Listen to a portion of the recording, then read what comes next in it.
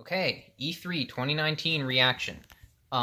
This should have been day one of E3, the what would be considered day one of E3, even though the convention usually doesn't start until after the press conferences are over. But instead, EA decided they wanted to go first this year for some reason because they're stupid. So they went yesterday, and I don't give a crap about them. But I am going to react to everything that happened today. So I'm here on YouTube. I'm just going to tab through the press conference and just react to everything as it comes up. Obviously, I watched everything as it happened, but just to refresh my memory, I'm going to go through it again. So first, first I want to talk about Kingdom Hearts 3 DLC, which came out this morning before any of the press conferences. And that looks really cool. It's basically exactly what the fans wanted, with an extra dose of Kingdom Hearts insanity. From what I've seen, it seems like fans are freaking out. I don't really like looking at a lot of reactions to stuff, especially not Twitter reactions. But it's weird. There looks like there's going to be more time travel shenanigans, which I didn't want, but perhaps should have expected. They are going to have more stuff with Luke Sword, who is a character I like because of his voice actor, Robin Atkin Downes, my favorite voice actor of all time. And they have the Keyblades people want. They have the fights people want. Looks good. Sure, there's going to be more stuff we don't know. So I'm excited about that. So Microsoft press conference started off with the Outer Wilds, right? Outer Worlds. The Outer Wilds is a game that just came out. That's not confusing at all. Looks good. Not my thing. Getting a bit tired of these fun future sci-fi aesthetic. Not my thing. But people like Obsidian. I'm sure it's going to be a good game. I'm sure it's going to have that freedom that people really want from their RPGs, their Western RPGs these days. So next, Ninja Theory came up, and this was something I was predicting. I knew they were going to reveal a game. I had a big feeling about it. But they didn't reveal the game I wanted at all. Their normal guy, the guy who runs Ninja Theory, Tamim, I believe has sort of been, I think, the spearheading most of their projects up to now, especially Hellblade he was in charge of. And Hellblade was a very dark and thematic game. It was a single-player experience. I was expecting something like that today.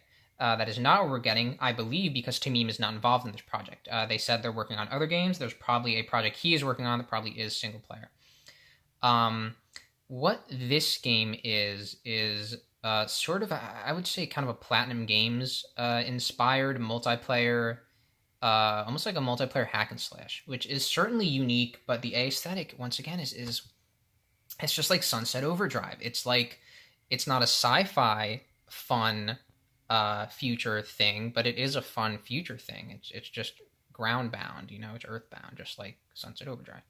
And you have this colorful cast of characters who are like, multicultural and everything that all the hero shooters have to kind of be these days. And, that makes sense. I'm not complaining about it. But it's just like, I've seen it before. There's an old lady, which is, I've not seen that before. That's cool. I'm going to get on that. Oh, wait, there is one in Overwatch, isn't there? Whatever. More the merrier. So, yeah, the people who want into that, it looks really fun, and it could grow on me. Potentially, we will have to see. But right now, nothing I haven't seen before. That's Bleeding Edge. Next, they had Ori and the Will of the Wisps, whatever. I don't know why there's so many creatures that you run away from in this game. It's not just that, is it? Minecraft Dungeons, whatever. Not my kind of game. Wasn't a big fan of Diablo. Phil Spencer comes out. Come on. My God. He's there for a while talking. Blah, blah, blah. We love gamers. We love games. Star Wars, Fallen Order.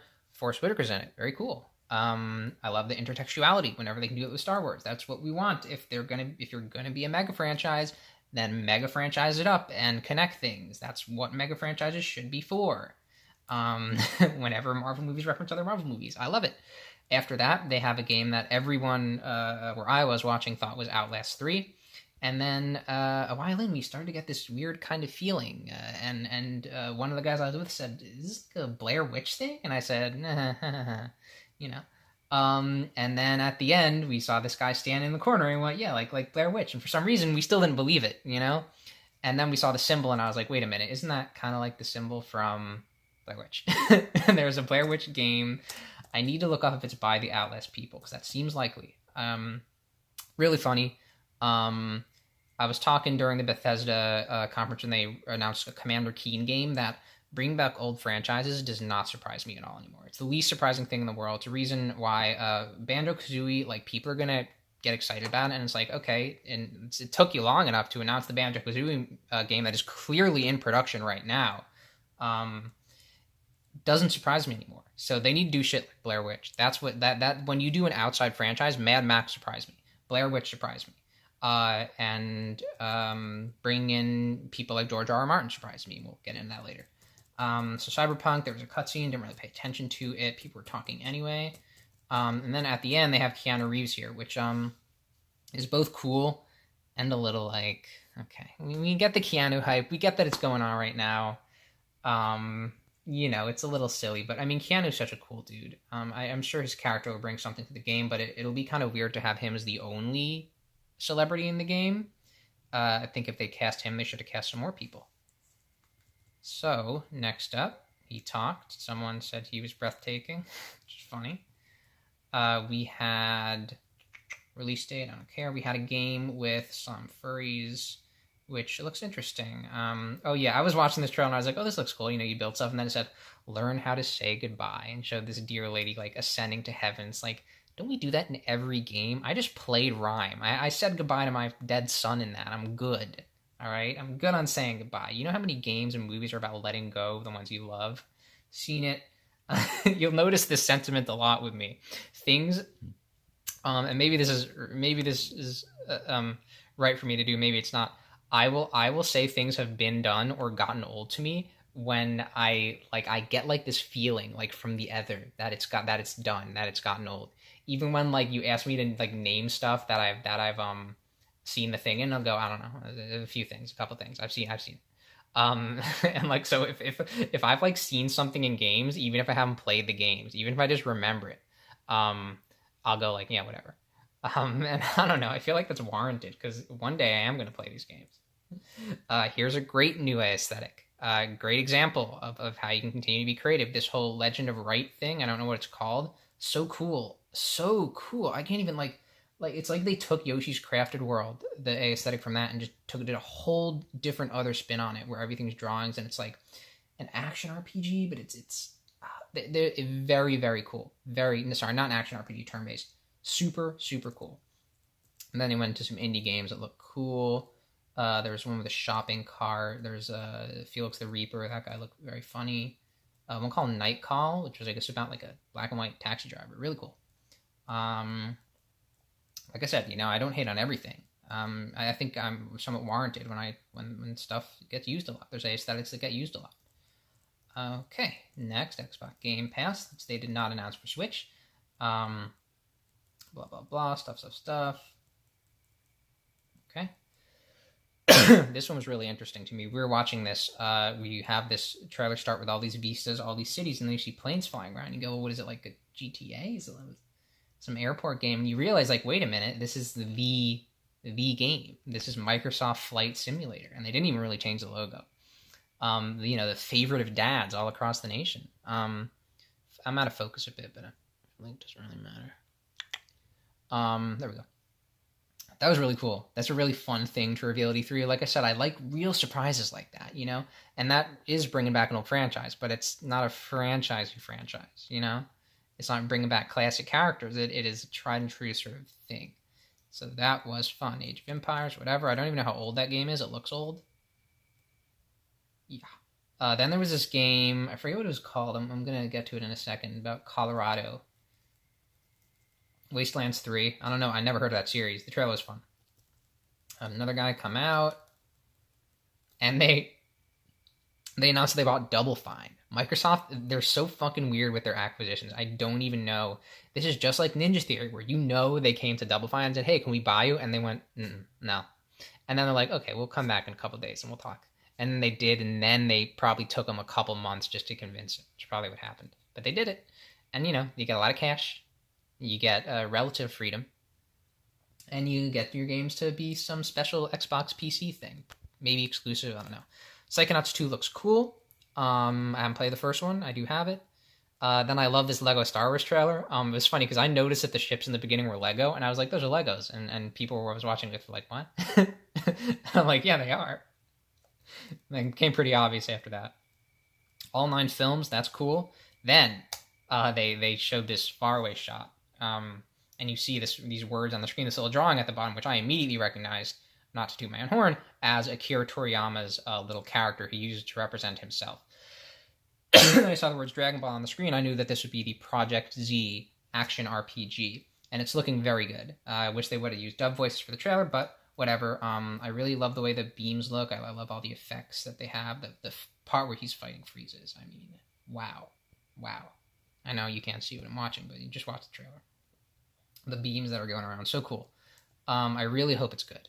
I know they tried this a long time ago with a game called Dragon Ball Sagas, and it wasn't that good. But I hope this one's good. I always say I'm going to get anime games, and I never do. Maybe this will be the one I actually get. It's called Dragon Ball Z Kakarot, which I like. A silly name, obviously, because it's just supposed to sound like carrot. But we can forget about that. Then you have 12 Hours, which is really cool. Really cool. 12 minutes, sorry. Love the top-down perspective that is like just the way the story is being told. You know, this is the kind of thing where, like, it's like you could shoot a movie like this, but maybe it's easier in a game, or you know, maybe it's sort of different. And I don't know. I want to say that that's using the video game medium for something unique, but maybe it probably wouldn't be too hard to shoot a movie like that. I don't know. Time loops are getting a little old, and I know people agree with me on that one. That's not something I have to qualify. There's something about these deers which looked okay. Way to the Woods. Then we got Gears of War 5. Gears 5, which they have this ad, which is really weird, where we have this, I guess the main character who's having all these faces come out from her. And it was funny because I wrote in my predictions that Gears 5 is going to do something weird in its reveal. And I was like totally right. I know, like, this is definitely qualified as weird. I just knew, like, they're going to do something weird with it. They had a long segment. I'm going to go right through this. Very long segment devoted to Gears 5. Then they announced that the Terminators are coming. Just really funny. They have the segment replicating the T2 scene with, I believe, the new Terminator from Dark Fate, which is such a stupid subtitle. Movie looks cool, though. Then they talked about the Elite Control. They went on to Dying Light 2, a game which I'm not interested in, but for some reason, Dying Light was like the favorite game of my favorite game creator, Fumito Ueda from Shadow of the Colossus. It was like his favorite game of that year, so I don't know. I guess there must be something there. Then they revealed Forza Horizon, and I wasn't paying attention because I don't give a crap about this game, and then I saw the Lego cars going by, and that, once again, how you do a good surprise with games, do things really unexpected. Don't bring back an old franchise that everyone loves and has been asking for 5 years. That's not interesting. Do something like this. Okay. Let me take a drink of water here while this is like, it's loading or something. I might have to reload the page. So 1 minute 4. Hope you like the video. I really need a drink too, so this is a good time. Nalgene water bottles. Sponsored. I'm gonna get that sponsorship. Okay, here we are. So, Forza, blah, blah, blah. Show the Lego car, which is cool. Gears of War Funko. It's just a mobile game. Who cares? State of Decay 2. Who cares? Got this guy looks like Christopher Maloney running around. I don't even know what kind of game it is. Phantasy Star 2 seems cool. I guess it's like it's a game that came out a while ago in Japan. I don't know much about it. It's an MMO. Then, this was the weirdest thing in the conference. Phil Spencer comes out and starts talking up this game. This game is the biggest game. It's the biggest game. He's talking like Trump. A PC legend comes to Xbox One. He says, 650 million players worldwide. Wow, it must be World of Warcraft, right? It must be. And then he goes, this is Crossfire X. And I go, what's Crossfire? What is that? Never heard of that in my life. Still don't know what it is. I haven't looked it up. I forgot. I would have done it before this video, but said I'm going to have to do it after. I I have no idea what it is. What is Crossfire? I gotta reload again. It was such a weird announcement. The people I was with didn't know what it was. Like, what the heck? I'm just boggled by this. Are people excited for this? I haven't heard any reactions. In the one reaction I watched where I went through the entire conference, they didn't know what it was either. Okay. So, I know it's obvious that I burped. I'm not gonna try to hide that. No one watches these things anyway. Tales of, what is it called? Tales of Arise. Good for people who like that series. I don't know if how much the series changes between games or what, but it's an anime game. It's nice that Xbox has anime games at the conference. Borderlands, I do not care. The sense of humor in those games never appealed to me. Then is the thing I was waiting the whole conference for. The game that From Software is creating with George R. R. Martin. I've only played one From Software game, which is Bloodborne. I loved it. Loved the aesthetic. Loved the way the story was told. So when I heard that this was leaked, and that this was happening, super excited. Trailer looks super cool. I really need to see more. Just to see exactly what this world looks like, but I'm sure it's going to be original. I'm sure it's going to be a great game. They say it's the largest From game ever, so looking forward to something hopefully with a real well-made story in it. Not player choice. Not create your own character. Hopefully none of that. And I think that was pretty much it, I want to say, right? That was it up until they talk about the system. Yeah, and then they showed Halo, where it's just this guy on a ship, and he finds Master Chief, and then they just reveal that Cortana, who... I feel like they keep killing Cortana. Did they only kill her once? I haven't really played a Halo game, but from what I hear, I feel like they keep killing her and bringing her back to life. Is that wrong? Because it really... People say the Halo series is kind of creatively bankrupt. Man, that's one way to freaking just admit it. Just to kill off this character. No, just bring her back. People liked her. We had some tweets. We saw some tweets where people like Cortana, so we wanted to bring her back. We just figured we'd do it. We killed her? Oh, whatever. Who cares? We'll just bring her back. So let's get on Bethesda. Bethesda always has this stupid thing they do where they highlight all their freaking employees. Like, I guess it makes sense. It's like, do I really need to see these people? Like, what do y'all go over to each other's house for Thanksgiving every year? I don't know. The guy comes out from the crowd because he's like one of them. He's one of us. My God. Pete Hines, right? Yeah. Bethesda. This conference was bad, by the way. just to reveal it early. Fallout 76, the Where Sorry updates begin. Okay, Todd Howard makes some jokes. They announce a Battle Royale mode. Apparently everything's okay.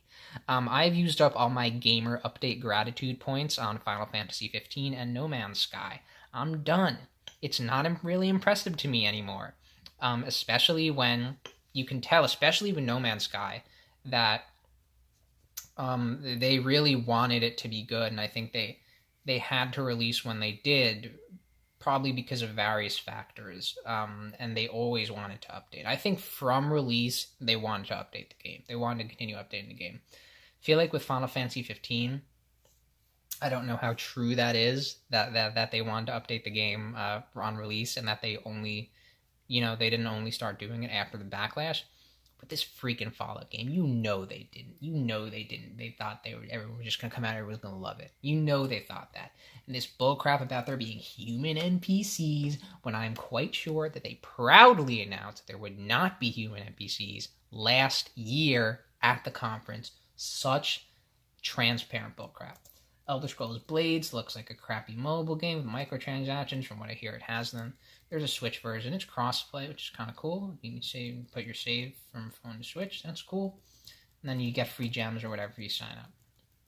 So Fallout 76, freaking Battle Royale mode. At least there's monsters in the Battle Royale. It's kind of cool. I do think it's also fun how the storm in these games that comes as like a slow-moving nuclear fallout field or nuclear blast, which obviously would kill you. Whatever. So, blah, blah, blah, blah, blah, blah. Todd comes out again. This guy Shinji Mikami comes out. Yes. I think people kind of had a feeling he was going to be here. People thought he was going to do Evil Within 3. That was definitely what's going to happen. It's been too soon since the last one. He introduced a game called Ghostwire. He had this funny Japanese woman come out and talk about it. And they showed a freaking CG trailer with no gameplay. What am I supposed to do with this? It looks cool. I like that it takes place wholly in Japan. I think it's cool that, there's a Japanese a company that makes games for the whole world that is saying, like, we're in Japan, we're proud to be Japanese, we're making this game in Japan. But what kind of game is it? Is it single player? Is it multiplayer? What kind of game is it? I don't know. So I can't talk. It looks like it has a cool aesthetic. That's all I can say. I like that it's really just based in the real world. There doesn't seem to be, excuse me, oof, I forgot that was in front of the camera. Too much that is like too fantastic. It's just a guy with a bow and arrow. They had all these people right in front of the screen with the lighting that made them look really sick, and they're talking about how much they love the games. And these are like fans, I guess. It's like whatever. Elder Scrolls Online, do not care. We had a cinematic that I wasn't fully paying attention to, but the CG was nice, but it was just CG. At least people know what this game plays like, so I can forgive for this one. Then they announced something I mentioned earlier, Commander Keen, which is like, okay, at least compared to something like Banjo-Kazooie, which will happen, mind you. People probably weren't asking for this, so it is a bit more of a surprise. So that's cool. But it's a mobile game. It's like, whatever. It's still also not surprising that they're bringing an old franchise back. Not the first time that a franchise people don't want has been brought back. Not the first time that's happened either. Then Elder Scrolls Legends, live action ad, whatever. Rage 2, something DLC. Same sort of fun sci-fi aesthetic that's gotten old. Wolfenstein stuff. VR game looks cool. Youngblood. I don't know what's taking it so long. Is it a full game or not? Is it like an expansion? The guy's name is Jerk, which is pretty crazy. The guy was talking about it. So then these guys at Arcane came out. They're both bald with beards. And they announced this game. I forget what it was called. And once again, no gameplay. I don't know what kind of game it is. There's two people fighting each other. Seems interesting. So is it a two-player game? Do you switch between them?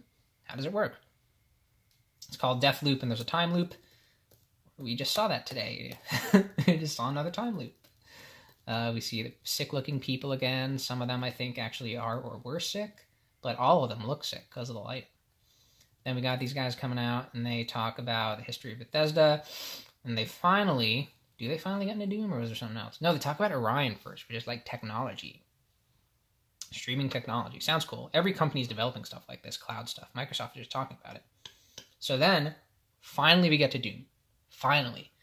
And it looks great. Highlight of the conference. Did not save the conference. Nothing could have done that. But looks really cool. It looks like it's on a much bigger scale. You have all these cool enemies. Look like there's going to be a deeper story where you go to heaven. Not just hell, but you also go to heaven, which seems so cool. That's such a thing that makes sense to bring into the lore of Doom. The only thing I'm scared of is that the Doom guy is going to be killing angels, or that angels are going to be somehow bad, which I feel like is such an obvious thing for Doom to do. The Doom guy kills, so the angels are going to piss him off in some way, and he's just going to kill them too. They're going to do it. I don't want them to do it. Just have heaven be good. What's wrong with that? Why not? Bayonetta already kills angels and demons, alright? We're good. So other than the fact that I think that's where the plot's going to go, which I'm not going to like that the angels are just going to be assholes too for no reason at all, I think the game looks really cool. Multiplayer looks cool. Just all the locations and the scale which the thing is at. It's so crazy. It looks so crazy. Well, I think that is it. Yeah. Okay. So that's the video. That was almost 25 minutes of E3 reactions. I'm messed up now because I've been talking for so long. But God, let me know if you watch this on like 1.5 speed, like you should have. Let me know what you thought in the comments. Yeah. Jeez, E3. It's good. Microsoft's conference was good. Not as good as last year's, where in my opinion they won. It wasn't just my opinion either. I know there was a couple people that agree with me. Sony's was just not good last year. They're not here this year. But Microsoft was good. Bethesda was not good. Devolver was fun as usual. That obstacle course battle royale game looks really fun. But then we'll see if anyone can beat them. The only people that have a hope of beating Microsoft is kind of just Nintendo, right? I mean, Ubisoft isn't going to do it. Man, not unless they have like a couple games that look totally awesome, which Beyond Good and Evil 2 doesn't really look that awesome. Just some weird, like, infinite, never-ending, like, game where the story's not going to be good because of that. So Nintendo has a chance at it, but they just said on Twitter today that all the games in the Nintendo Direct are going to be games that come out this year, so probably not going to happen. Microsoft might win again this year. All right, that's it. Yeah.